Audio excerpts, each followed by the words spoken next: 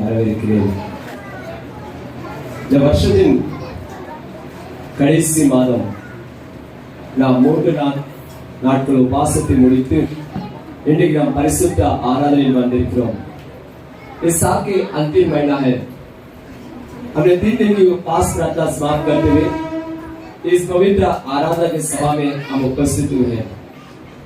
लगभग 3 दिन से हम भजन संहिता 4 अध्याय में से वचन को अध्ययन कर रहे हैं. கடந்த 3 நாட்களாக நாம் சங்கீதம் 4ஆம் சங்கீதத்திலிருந்து வேத வசனத்தை தியானித்துக் கொண்டிருக்கிறோம். எல்லாரும் எடுத்துக்கொள்ளலாம். சங்கீத புஸ்தகம் 4ஆம் சங்கீதம், भजन संहिता 4. Praise the lord. Oh hallelujah சங்கீதம் 4ஆம் புஸ்தகத்தை நாம் வாசித்த அந்த வேத பகுதியிலே, என் நீதியின் தேவனே நான் கூப்பிடுகள் எனக்கு செவி கொடும். நாம் தொடர்ந்து பார்த்தோம் நீதியின் தேவனை குறித்து. நான் கூப்பிடும்போது நீர் எனக்கு सेवी கொடுக்கிறவராக இருக்கிறீர். हे मेरे धर्ममय परमेश्वर, जब मैं पुकारूं तब तू मुझे उत्तर देता है. இன்றைக்கு 3வது பகுதியாக நெருக்கத்தில் இருந்த எனக்கு விசாலம் உண்டாக்கினீர். நெருக்கத்தில் இருந்த எனக்கு விசாலம் உண்டாக்கினீர். हिंदी में पढ़िए इसको. हे मेरे धर्ममय परमेश्वर, जब मैं पुकारूं तब तू मुझे उत्तर दे. जब मैं सकेती में पड़ा तब तूने मुझे सहारा दिया. जब मैं सकेत में था तब तूने सहारा दिया. जब सकेत वाला परिस्थिति में था तब तेरे नाम से मुझे सहारा मिला. நான் நெருக்கத்தில் இருந்தேன், விசாலம் உண்டாக்கினீர் என்று சொல்லி தாவீது சொல்கிறான். முதலாவது சொன்னான் நீதியின் தேவன், உம்மிடத்தில் நீதி உண்டு. पहले कहता है कि धर्म में परमेश्वर, तू धर्म सही रीति से न्याय करता है. मैं तुझे पुकारूंगा और तू मेरी प्रार्थना सुनकर मुझे उत्तर देगा. நான் கூப்பிடும்போது நீர் என்னுடைய ஜெபத்தை கேட்டு எனக்கு பதில் கொடுக்கிறவர். அதே போல நான் நெருக்கத்தில் இருக்கும்போது நீர் நெருக்கத்தை எனக்கு விசாலமாக மாற்றுகிற தேவனாக கர்த்தர். जब मैं सकेत के परिस्थिति में, दबाव पर परिस्थिति में हूँ, परंतु दबाव से तो मुझे आजाद करता है. मुझे चौड़ाई की ओर, बढ़ोतरी की ओर, उन्नति की ओर मुझे ले जाता है. ऐसा पवित्र बाइबल में हम पढ़ सकते हैं. आज के दिन में हम पवित्र बाइबल में न्याय की पुस्तक में और जाएंगे. न्यायाधिपतिகள் புத்தகத்தை நாம் எடுத்துக்கொள்ளலாம். அங்கே பேசுகிறா இஸ்ரவேல் ஜனங்கள் ஒரு நெருக்கமான ஒரு சூழலில் இருக்கிறார்கள். இஸ்ரவேலோ एक बड़ी दबाव के बीच में है. அங்கே ஒரு புறக்கணிக்கப்பட்ட ஒரு மனிதனை கொண்டு இஸ்ரவேல் ஜனங்களை தேவன் ரட்சிக்கிறார். वहां पर एक टुकड़ा गया व्यक्ति के द्वारा परमेश्वर ने इस्राएल लोग का उद्धार किया. 11आம் அதிகாரத்திலே தொடர்ந்து ஒவ்வொரு வசனங்களை வாசிக்கும் போது 11 अध्याय में लगातार हम हर एक वचन को पढ़ेंगे. तो यहाँ पर लिखा है கேயத்தனான யெப்தா. யெப்தாவை குறித்து நாம் இந்த இடத்தில் வாசிக்க முடியும். கேயாத்தின் மக்கள் என்ன செய்கிறார்கள்? அவர்களை குறித்து பரிசுத்த வேதாகம் சொல்கிறது, கேயாத் மக்கள் மிகவும் நெருக்கப்பட்டார்கள். இஸ்ரவேல் தேசத்தின் ஒரு பகுதி. அதை நீங்கள் 10ஆம் அதிகாரத்தை வாசிக்கும் போது, जब 10वां अध्याय में पढ़ेंगे तो आपको उसमें से बहुत सारी बात समझ में आएगा. 10 இஸ்ரவேல் புத்திரர் கர்த்தரை நோக்கி பாவம் செய்தோம், தேவனுடைய பார்வைக்கு நலமானதை எங்களுக்கு செய்யும், இன்றைக்கு மாத்திரம் எங்களுக்கு ரட்சித்தருளும் என்று சொல்லி அவர்கள் நினைத்தார்கள். அந்நிய தேவர்களை தங்களிடத்திலிருந்து அப்புறப்படுத்தி அவர்கள் தேவனை நோக்கி வேண்டிக் கொண்டார்கள். கேயாத்தின் ஜனங்கள், பிரபுக்கள், அதிபதிகள் நினைத்தார்கள். அவர்கள் தேவனை நோக்கி வேண்டிக் கொண்டார்கள். அவர்களுக்கு ஒரு ரட்சகர் தேவைப்பட்டதனாலே கேயாத்தின் மக்கள் நினைத்தார்கள், யெப்தாவை தேடி வருகிறார்கள். उस समय इस्राएल लोग बड़ी दबाव के अंदर थे. उस दबाव के अंदर से उनको बाहर लाने वाला कोई नहीं. बड़ी सकेत वाला परिस्थिति था, बड़ी संकट वाला परिस्थिति था, पर उसमें से बाहर आने के लिए कोई रास्ता नहीं मिल रहा है. परमेश्वर को पुकारा, परमेश्वर बोला मैं तुम्हारी सहायता नहीं करूंगा, मैं तुम्हारी मदद नहीं करूंगा. ஆண்டவரை நோக்கி கூப்பிட்ட போது கூட ஆண்டவர் சொல்றார், நான் உங்களுக்கு உதவி செய்ய மாட்டேன், உங்களுக்கு சகாயம் செய்ய மாட்டேன்.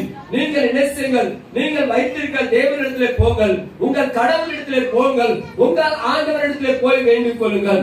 परमेश्वर बोला तुम अपने देवता के पास जाओ, तुम उस पर भरोसा से गए थे ना, उसको मानते ना, तुम उसके पास जाकर बताओ, अपनी समस्या को बताओ. कोई सहारा नहीं, कोई मदद नहीं. அப்பொழுது அந்நிய தேவர்களை தங்களை விட்டு விலக்கினார்கள். उस समय अनजान अन्य परमेश्वर को अपने बीच में से निकाल दिया. அந்த நாட்களிலே கிளையாத்திலே எப்தா என்று சொல்லி ஒரு பராக்கிரமசாலி இருந்தான். ஆனால் அந்த கிளையாத் மக்கள் என்ன செய்கிறார்கள், அவன் அந்நிய ஸ்திரீனிடத்திலே பிறந்தவன் என்பதனாலே அவனை தங்கள் இடத்திலிருந்து விரட்டி விட்டார்கள். पर ये यफ्ता जो है वो अन्य स्त्री से जो पैदा हुआ इस्राएल ना था, इसलिए लोगों ने उसको भगा दिया, अपने बीच में से निकाल दिया. वो जंगल में जाकर अपने लिए कुछ लोगों को जमा किया और वो जंगल में रहकर वो दिन ब दिन बलवान और मजबूत होता रहा. அவன் காடுகளிலே இருந்து நாளுக்கு நாள் எழுசுகிறான். அநேக வீணான மக்கள் வந்து அவனோடு கூட சேர்ந்து கொண்டார்கள். அவன் பலப்பட்டு கொண்டே இருந்தான். இப்பொழுது இஸ்ரவேலர்கள் மிகவும் நெருக்கத்தில் இருக்கிறார்கள். அல்லேலூயா.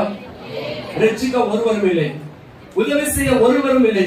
अब इस्राएल बड़ी संकट में है, उनकी मदद करने वाला कोई नहीं है.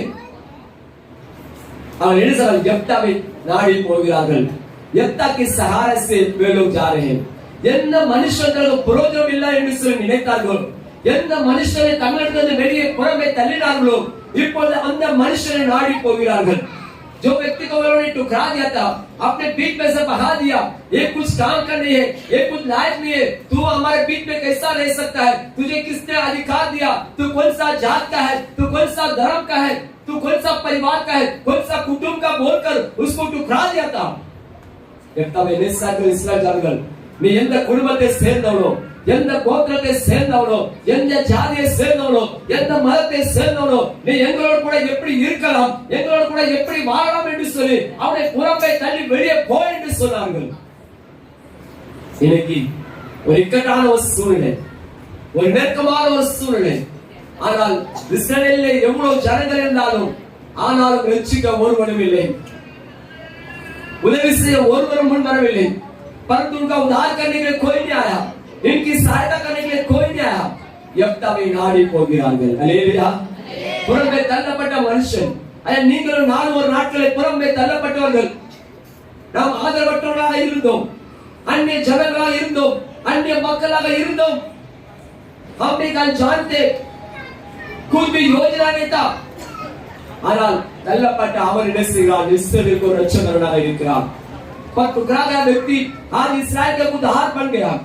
அதே போல உலகத்திலே நீங்க ஒன்று பிரயோஜனத்துக்கும் ஒரு யோகியத்துக்கும் இல்லாமல் இருந்த நீங்கள், ஆனால் இன்னைக்கு தேசத்துக்கும் अनेक ஜனங்களுக்கும் தேவன் உங்களை ஆசீர்வாதமாக வைத்திருக்கிறார். Hallelujah hallelujah.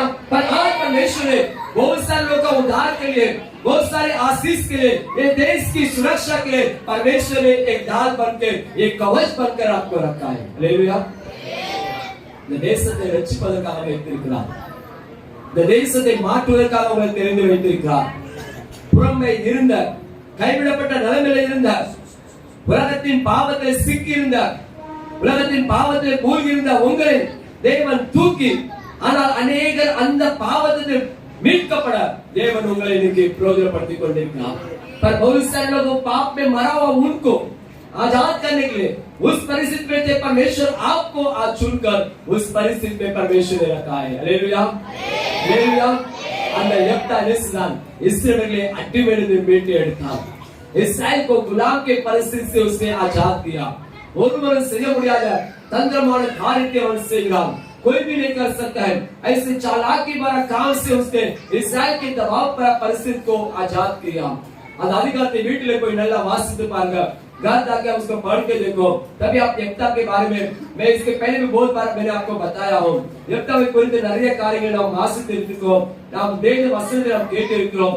சொல்லலாம் परमेश्वर तुम्हें आशीष करे.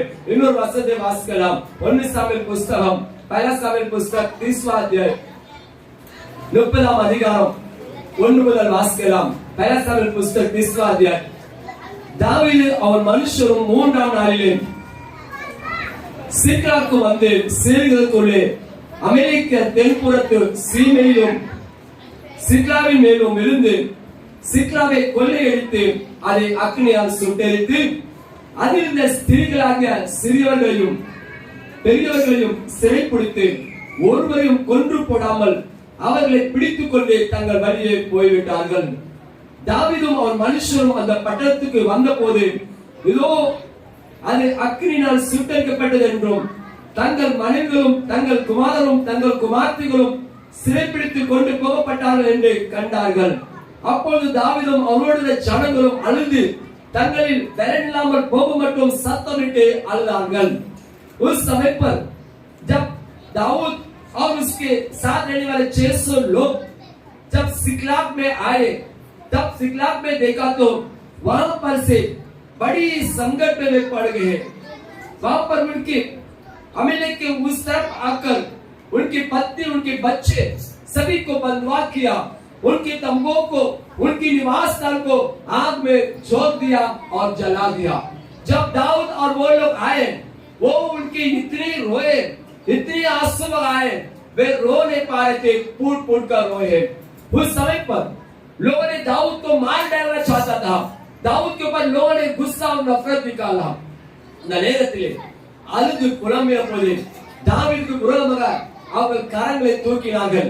தாவீதை கொல்ல வேண்டும் என்று சொல்லி நினைத்தார்கள். தாவீது மேல் வெறுப்பு உண்டானது. அப்பொழுது தாவீது என்ன செய்கிறான்? அங்கே வேத வசனம் சொல்கிறது, தாவீதை ஆசாரியனை அவன் தன்னிடத்தில் வர செய்து அப்பொழுது தேவனுடைய சமூகத்தை விசாரிக்கிறான். ஆண்டவரே, நான் இவர்களை பின்தொடர்ந்து போகட்டுமா? நான் இதை பிடித்துக் கொள்வதா? என் நெருக்கம் மாறுமா?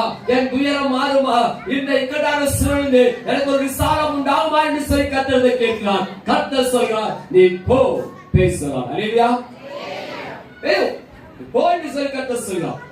तो दाऊद ने परमेश्वर से पूछा कि प्रभु, क्या मैं इनका पीछा करूं? क्या मैं अपने सब कुछ वापस ले आऊंगा? सब कुछ मुझे प्राप्त होगा? मेरा ये तकलीफ दूर होगा? परमेश्वर ने बोला, हाँ, तो उनका पीछा कर, सब कुछ लौटा कर ले आएगा। Hallelujah, hallelujah.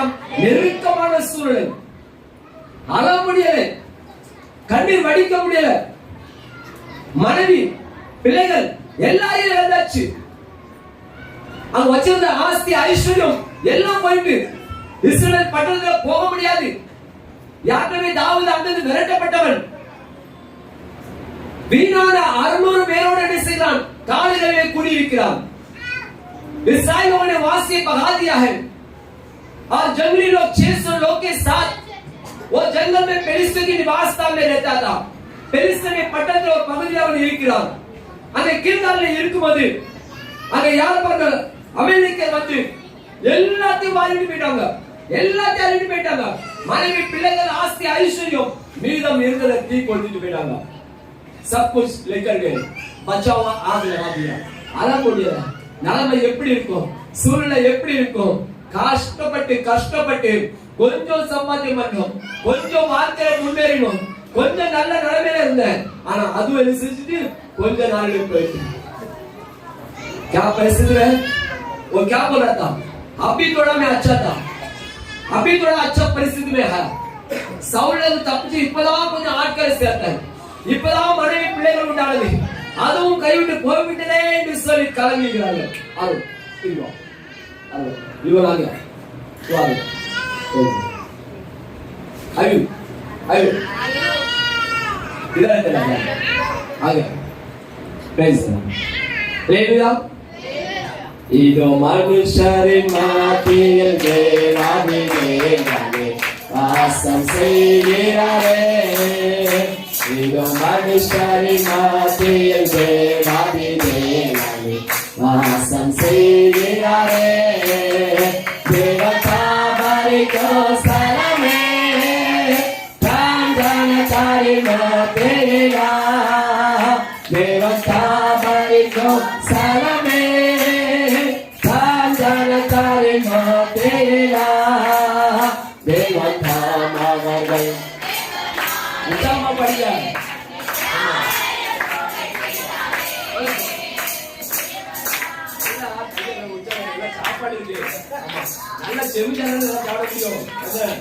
अच्छा आ जाएगा तो अच्छा खाना खा सकते हैं. हालेलुया. तू बढ़ेगा. इदो मनुष्यरे मातिल देवादि देवारे. इदो मनुष्यरे मातिल देवादि देवारे वासं सेयिरारे. Hallelujah, hallelujah. அப்போ தாவீது நிலைமை பாருங்க, இஸ்ரவேல் தேசத்துல இருக்க முடியல.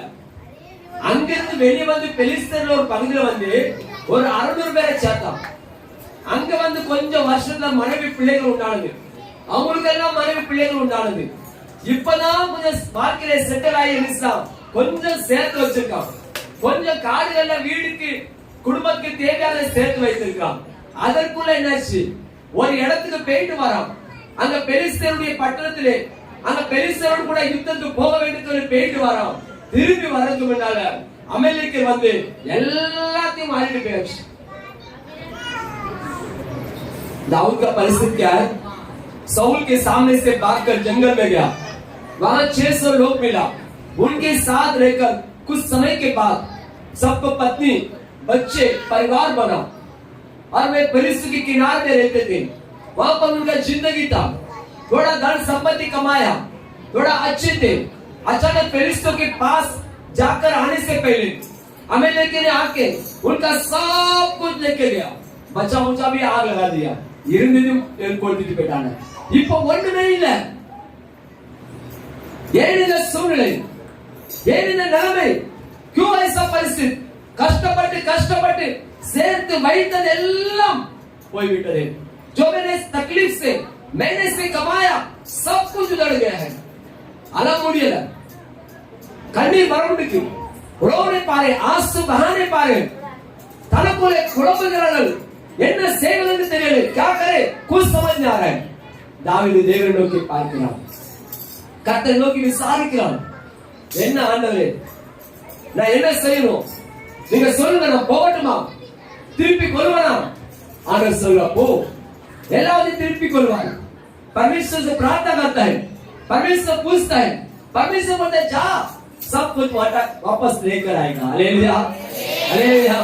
ஐயா போயிட்டு எல்லாம் போயிட்டு எல்லாம் இழந்துட்ட, வாழ்க்கையில ஒண்ணுமே இல்ல, குடும்பத்துல ஒண்ணுமே இல்ல, நல்ல நிலைமையில இருந்த, நல்லா வாழ்ந்துட்டு இருந்த, ஆனா இன்னைக்கு வேதனையாக இருக்கிற, मेरे जिंदगी में सब कुछ बर्बाद हो गया है, सब कुछ खत्म हो गया है, मेरे पास कुछ भी नहीं है, मैं अच्छा परिस्थिति में था, अच्छे परिस्थिति में जिंदगी था, अब कुछ भी नहीं, मैं क्या करूं, मैं कहां जाऊं? அப்படிதானே? ए शालीन बेइज्जत யோசேப்பை குறித்து கொஞ்சம் யோசித்து பாருங்க. யூசுப் के बारे में सोच के देखो. எப்பவும் அப்பாவோடு கூட இருக்கக்கூடியவர். மற்ற சகோதரர்கள் ஆடு மேய்க்க காட்டுக்கு போவாங்க, இவன் மட்டும் வீட்டுல நல்லா சாப்பிட்டு கிடப்பான். यूसुफ के बारे में अच्छा पढ़ के देखो. बाकी 10 भाई लोग जंगल में भेड़ बकरी चराने जाते हैं, लंबा हफ्ते भर महीने भर घर नहीं आते. ये अच्छा घर में बाप की चारों तरफ में घूमता था, वहां यहाँ सब खा के मजे से अच्छी परिस्थिति में था. சகோதரர்கள் காடுகள்ல வாரங்கள் மாதங்கள் வீட்டுக்கு வரமாட்டாங்க. இவன் கூடாரங்கள்ல நல்ல சுகமான வாழ்க்கை, நல்ல சாப்பாடு, நல்ல சுகமான வாழ்க்கை, अच्छे तंबुओं में खाना मिलता है, बाप का प्यारा लड़का है, प्रिय पुत्र है, कोई इसको मना नहीं करता है, कोई इसको नहीं रुकाता है, इसको सब जरूरत पूरा होता है. ஆனா ஒரு நாள் வருது, एक दिन आया, எதிர்பாராமல் சகோதரர்களை தேடி போகிறான், நேசிக்கிறான், கண்டு சந்தோஷப்படுகிறான். वो अपने भाइयों को ढूंढ के जाता है. भाइयों से जब मुलाकात हुआ, बहुत खुश हुआ, मेरे भाई लोग मिल गए. ஆனா நடந்தது என்ன தெரியுமா? அவனை பிடிச்சு அவன் வஸ்திரத்தை கலட்டி அவனை குழியில தூக்கி போட்டார்கள். जब उसके भाई से मुलाकात किया, कपड़े को उतार दिया, उसको मारकर उसको गड्ढे में डाल दिया. எடுத்தேறதா அவனை விட்டு போட்டார்கள். बेच दिया. உனக்கு சொத்தும் கிடையாது, உனக்கு ஆஸ்தியும் கிடையாது, தகப்பன் பெயரும் கிடையாது, ஒரு அனாதையா ஆதரவற்றவனாக எகிப்து தேசத்தை போய் காட்டுறான். उसको बाप का नाम भी नहीं, धन संपत्ति भी नहीं, घर का सहारा नहीं, कुछ भी नहीं. उसको घर से बाहर चला गया. ஒண்ணுமே கொடுக்கல, அவனுக்கு ஒண்ணுமே கிடையாது, தகப்பன் பெயர் கிடையாது, அவனுக்கு எந்த வம்சம், எந்த கோத்திரம், யாருடைய பிள்ளைன்னு சொல்லி எல்லா உரிமை இழந்துட்டான். किसका लड़का, क्या धन है, क्या गोत्र, कुछ भी नहीं, सब कुछ बता. என்ன நிலைமையில இருக்கும்? வீட்டுல செல்ல பிள்ளையாக இருந்தவன், घर में एकदम प्रिय पुत्र था, बहुत प्यारा लड़का था. ஆனா என்ன இன்னைக்கு வெறுமையான வாழ்க்கை, எல்லாம் போயிட்டு நெருக்கமான சூழ்நிலை, கைவிடப்பட்ட சூழ்நிலை. அந்த சிறைச்சாலைக்கு போறான். போத்திபா வீட்டுல கொஞ்ச நாள் நல்லா இருந்தான், கொஞ்சம் நல்லா சாப்பாடு கிடைச்சிருந்து, கொஞ்சம் நல்லா இருக்கு, எப்படி பேரலாம் நினைச்சான். पोते वाले घर में थोड़ा अच्छा खाना मिल रहा था, अच्छा सहारा मिला, वो सोचा मैं भी घर चला जाऊंगा, मुझे कोई प्रॉब्लम नहीं है. கொஞ்ச நாள் நல்லா சாப்பாடு நடந்து திரும்ப அங்கிருந்து அதோட மோசமான சூழ்நிலை சிறைச்சாலை. थोड़ा दिन अच्छा था, उसके बाद वहां से उसको जेल में भेज दिया. அங்க எலிசம் அங்க பானபாத்திரக்காரன் இருக்காங்க, அங்க 2 பேர் வராங்க. ராஜாவுக்கு பானபாத்திரம் அவனது ராஜாவுக்கு திராட்சை ரசத்தையும் மதுவையும் கொடுக்கிறவனும் ஆகாரத்தை சமைக்கிறவனும் 2 பேர் அங்கே கிடக்காங்க. वहां पर 2 लोग आते हैं, एक राजा को पिलाने वाला, एक भोजन बनाने वाला. அவங்க 2 பேர் அங்க இருக்காங்க. அவங்க 2 பேருடைய சொப்பனத்தை அர்த்தம் சொல்லலாம். उनकी स्वप्न के हाल बताता है. அப்ப என்ன சொன்னா, எப்பா உனக்கு மேன்மை கிடைக்கும் போது நீ வெளியே போயிரு வா, तुझे यहां से तू बाहर जाने वाला है, तू राजा के सामने वापस जाने वाला है. என்ன நினைச்சுக்க, எனக்கு எப்படியாவது உதவி செஞ்சிரு, என் தகப்பன் வீட்டுக்கு நான் போகணும், मेरा पिता के घर मुझे जाना है, मुझे तो कैसे भी भेज दे. நான் தெரியாமல் களவாய் கொண்டு வரப்பட்டவன், मुझे चुपके से लाकर यहाँ छोड़ दिया है. அவன் நினைச்சா எப்படியாவது உதவி செய்வான், वो सोचा कैसे भी मदद करेगा. அவனும் போயிட்டு என்ன செஞ்சுட்டான், மறந்துட்டான். वो भी जाके भूल गया है. என்னது மாதங்கள் வருஷங்கள் கடந்து போகுது, साल पर जा रहा है, இன்னும் நெருக்கம் தான், ஆனால் மாற்றமே இல்லை. अभी भी दबाव है, बदलाव नहीं, कोई सुविधा नहीं है. புறம்புகிறா. ஒரு நாள் வந்து एक दिन आ रहा है, திடீர்னு சிறைச்சாலையில கூட்டு போறாங்க, जेल से बाहर लेके जा रहे हैं. அவன் ஒண்ணும் புரியல, कुछ नहीं समझ रहा है. முடியெல்லாம் வெட்டப்படுது, उसका बाल काटा जा रहा है. அவனை நல்லா குளிப்பாட்டுறாங்க போட்டு, வாங்க उसको अच्छा नला रहा है. அது வரைக்கும் குளிக்காத வித்தியாசமான குளியில குளிக்கிறான். अब तक ऐसा नया नहीं. எகிப்துடைய வெளியேறப்பட்ட தைலத்தினாலும் इत्र தைலத்தினாலும் சுகந்த வர்க்கத்தினாலும் அவன் ஸ்நானம் பண்ணப்படுகிறான். मधु इत्र से उसका स्नान किया गया. தெரியுமா அவன் ராஜா के முன்பாக போவதற்காக, ஹalleluya, उसको राजा के सामने ले जाने के लिए. அவர் ஒண்ணும் புரியல, என்ன நடக்குது, என்ன சம்பவிக்குது தெரியாது. வாழ்க்கை நெருக்கம், இனி இப்படியே வாழ வேண்டியதுதான், இப்படியே வாழ்க்கை முடிஞ்சிடும். अब मेरी जिंदगी ऐसे ही होगा, मुझे ऐसे जिंदगी बिताना है, இப்படியே நான் சாக வேண்டியதுதான், ऐसे मुझे मर जाना है. अपना मन நினைக்கிறோம், वैसे हम सोचते हैं मेरे प्रिय लोगों, ऐसा नहीं होता है.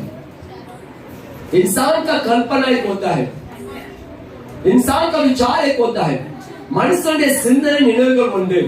ஆனா தேவன் சொல்கிறார், உன் நினைவு என் நினைவு, तेरा विचार मेरा नहीं है.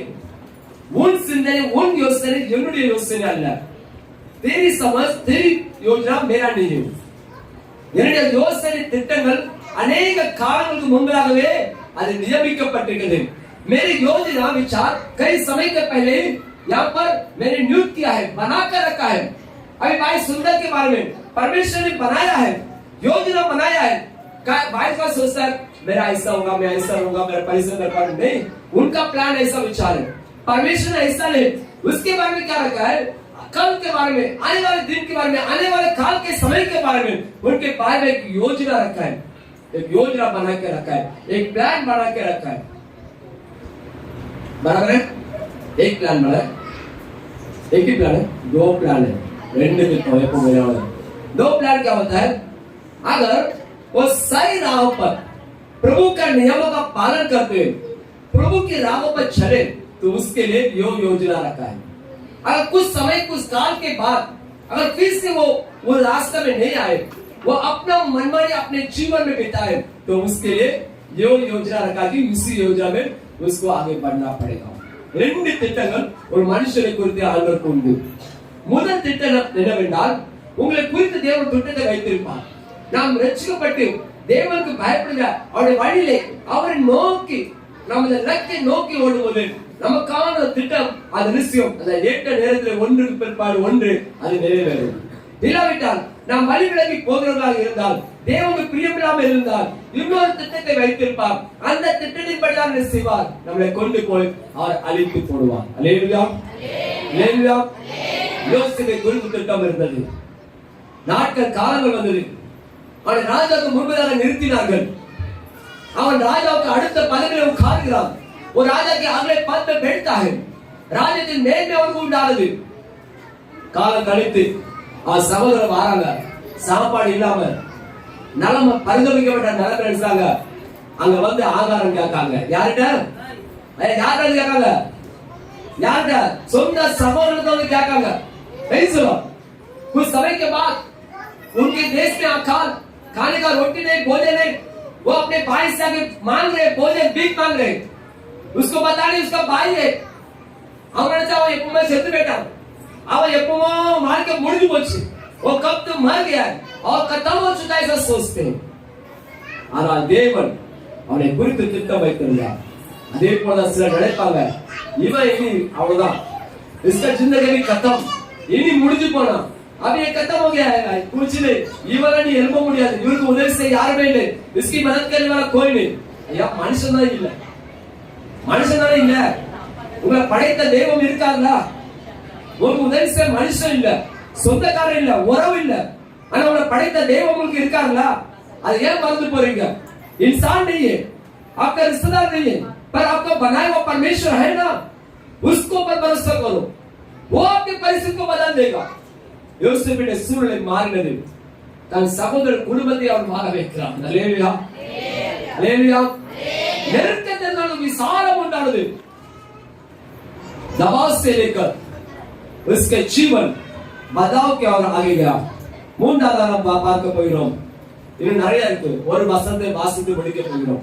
சாப்பாடுல एक बच्चों को हम पढ़ के हम खत्म करेंगे. எல்லாரும் எடுத்துக்கொள்ளலாமா?